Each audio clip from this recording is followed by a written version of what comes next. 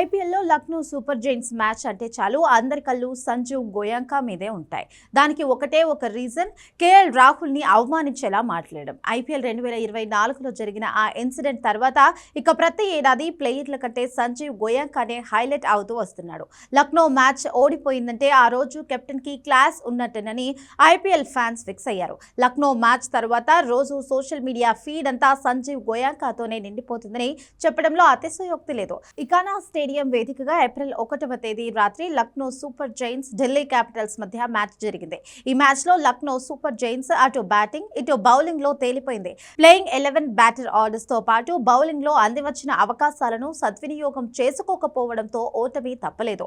Match ముగిసిన తర్వాత Lucknow owner Sanjeev Goenka ఆ జట్టు captain Rishabh Pant, coach Justin Langer తో చిట్ చాట్ చేశారు. గోయాంకా తాను కామ్ అండ్ కూల్ అయ్యానని చెప్పినా సరే మ్యాచ్ ఓడిపోతే వచ్చే అసహనం మళ్ళీ ఆయనలో కనిపించింది.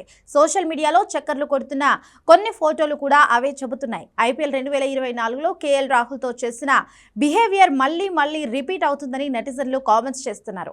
ఐపీఎల్ 2025లో కూడా పంత్తో 1-2 సార్లు సీరియస్ డిస్కషన్ జరిగింది. ఇదంతా గ్రౌండ్ లోపలే జరుగుతుండడమే విమర్శలకు ప్రధాన కారణంగా నిలుస్తోంది. ఈ సీజన్లో ఢిల్లీపై ఓటమి తర్వాత కూడా పంత్ లాంగర్ తో సంజీవ్ గోయాంకా డిస్కషన్ చేశాడు.